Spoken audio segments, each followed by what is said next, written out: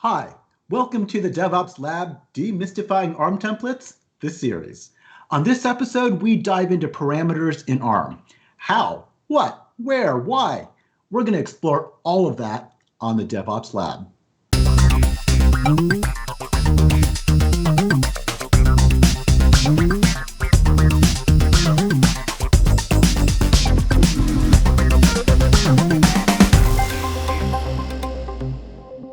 Welcome to the show, Frank. Tell us a little bit about yourself and let's dive in and get started on parameters and ARM templates.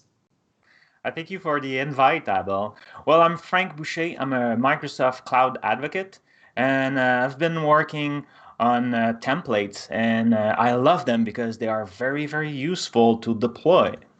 So I want to share a few tips and tricks for the parameters today. Fantastic. So last time, Neil kind of gave us a basic template that we ended up deploying. Tell me a little bit about parameters. Why would I want to use them? What are they? How do I use them? Things like that. Okay, so the ARM template are a way to define your architecture when you're deploying in Azure. It's very convenient because you could describe a full and complex architecture, but when you spend some time to do that, like you don't want to use it only once. So you want to have some dynamic part like inside of it. So it could, change the name, maybe the size of a VM, maybe you want multiple VMs and stuff like that, depending on different environment you want to go in. And to inject this dynamic, then you will use what we call parameters. The parameters are a very good way to put some dynamics inside your ARM template because maybe depending on the environment you want to deploy into, you will want a bigger VM or maybe multiple VM or multiple storage, depending on if you're deploying just for one developer or if we're talking about prod. So just like any parameters, ARM template will give you the opportunity to inject values using parameters. So that's kind of cool. I mean, to me, that makes sense because I write code. I'm a coder. So it's just like using parameters in like C# or something like that, right? It's very similar. But let me show you. Let's start with one parameter, and from there, we'll see all the kind of variants. Okay. Agree? Cool. So we'll just paste a little code snippet that I have here. And let's not worry about the squiggly and stuff like that. We'll explain all that later. So when you define a parameter, first it will be in the section of the ARM template. Remember, there's 5 sections that you saw previously. So in the parameters section, that's where we define the parameters. So I just create one called storage SKU.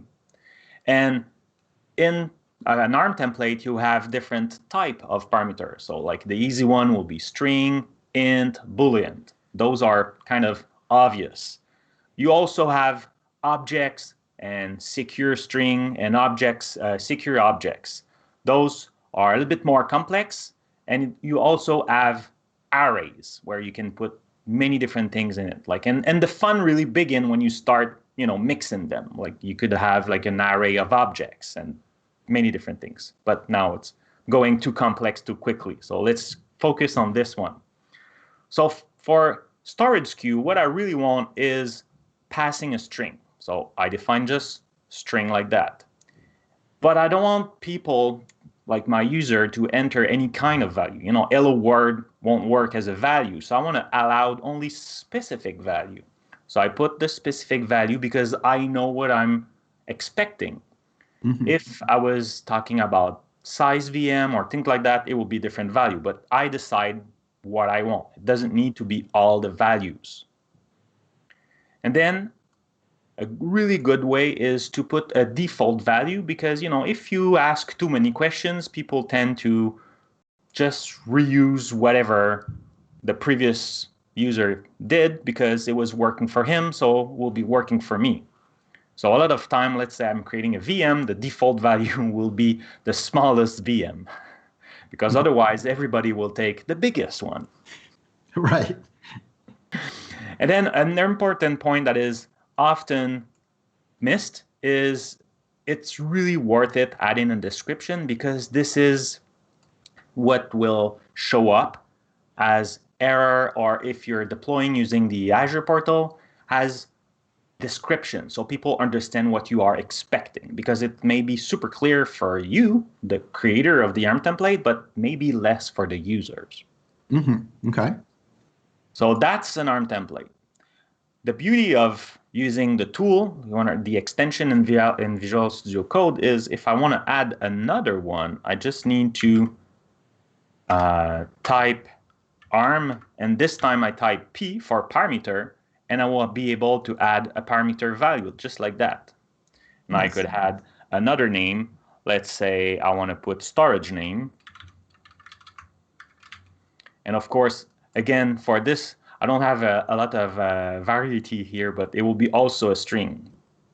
And I could just, put some kind of description.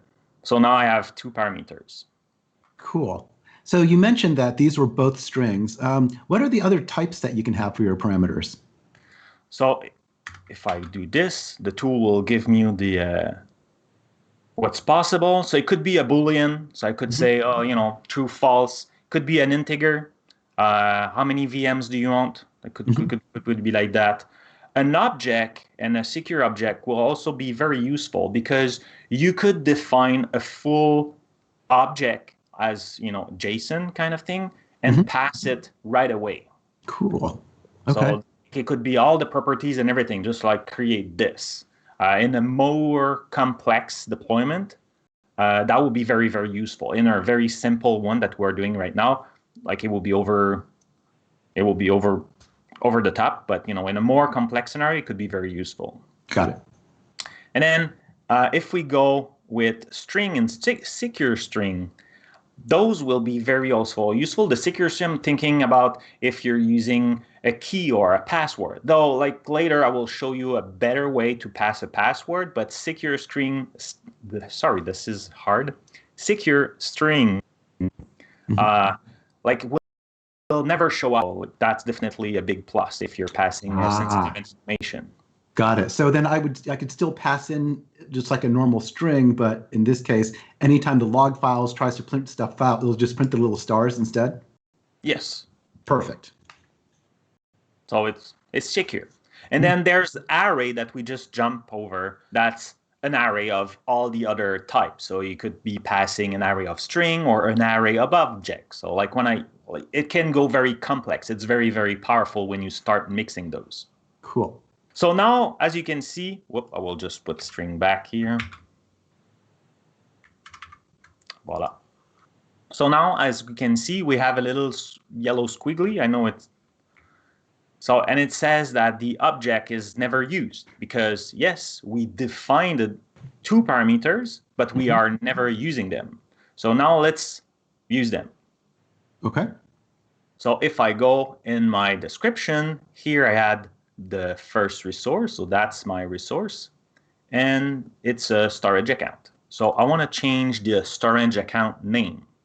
So the way to do that is to mention to the ARM template that, hey, this is not a string. I want you to interpret or entirely change what's inside. And to do that, we use the square brackets.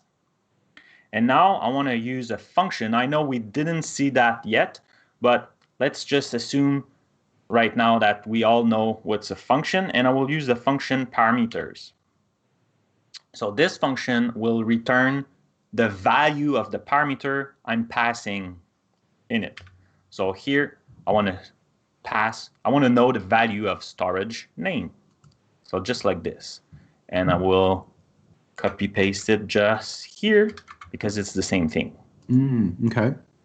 So now we still have one parameter we want to use, and it was the storage queue.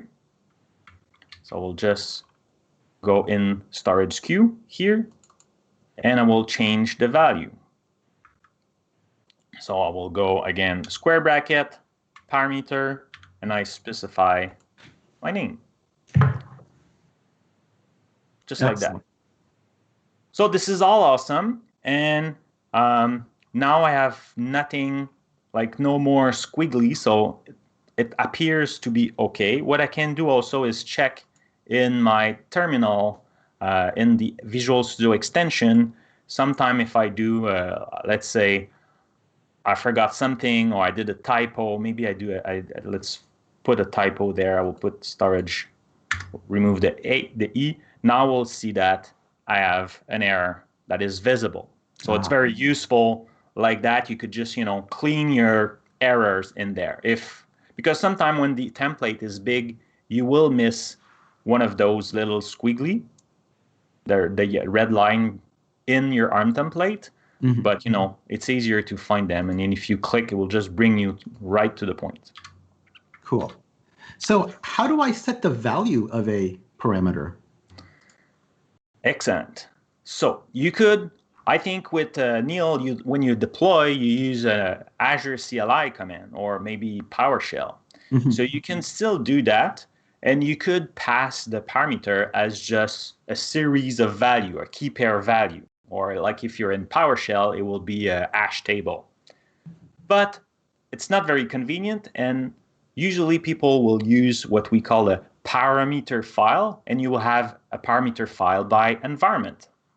Let me show you how the extension can generate that very quickly. So using, like the command and passing all the parameter manually, it's not very convenient. So the best way will be to create a parameter file. An easy way to do that using Visual Studio Code extension is to simply right-click inside your ARM template and select the Select or Create Parameter File. And now because I have none created already, I will click the new one. But if I had already one, I could just bind them together. Mm-hmm. And then you could also, of course, click all parameters. That's the option that interests me right now. But you could create a parameter file just for your required parameter. And a required parameter is just a parameter that doesn't have any default value. So it's very convenient if you want a light version. So let's click all parameter.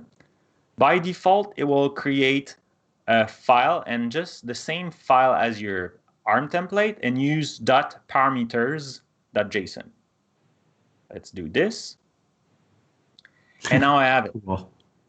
It's awesome. So I just need to put the name, storage name. I could put, learn ARM and then 03 and remove this thing here. So now I have a valid parameter. A nice thing also is if I put, let's say, a value here and I do a mistake, I put an integer. Remember that storage name was a string. Mm-hmm. Then if I look in my terminal, I have a problem. And the validation here is telling me that, it's expecting a string and I'm passing an integer. So you have validation now between the parameter file and the ARM template. So this is really convenient. So let's just put it back so we know it's expecting a parameter file, a string. Okay. Great. So now we want to deploy it, right? Mm-hmm. I really like to use Azure CLI, but PowerShell is the same thing. It's just, written differently. Yeah. So I don't know if you know this command, Azure Group Deployment, but it's validate instead of create. I'm not familiar with that. What does it do? So this is very, very useful because, yes, when you use the tool, there's some kind of validation, but if you try to deploy, maybe the name already exists or little things like that, you will be waiting for 20 minutes, maybe depending on how big is your ARM template, to realize it failed because something. So running the validation will take, maybe depending on, again, the size of your template, maybe it will be a few seconds, 2 minutes, but way faster, and you will catch a lot of error. So it's always a good thing to validate. Yeah, that's super cool. I definitely want to use this. I want to validate my ARM templates in seconds versus 30 minutes. Yeah, it sounds really good, right? Yeah. Okay, so first, one thing it's very similar. As you can see, I have both command, one under the other. Mm-hmm. So the beginning is the same. So AZ group deployment, and then instead of create, we'll use validate. you need to specify the resource group, and then you will specify again the template file that you're using. And a new thing now is we'll pass the parameter file. Oh, okay. Okay. If you have only one parameter or two parameter, you don't want to use a parameter file. You can still use parameter without the file. You just need to specify kind of one after the other, a key pair value separated by a space. And in PowerShell, you will need to create a table, an object table, and just pass it. It will work. Okay. But I really suggest that we use a file, because a file could be keep in your source control, and this way it's easier. Like you have different version of template, different version of the parameter file that stick with it, so it's easier to find it back. So let's just execute.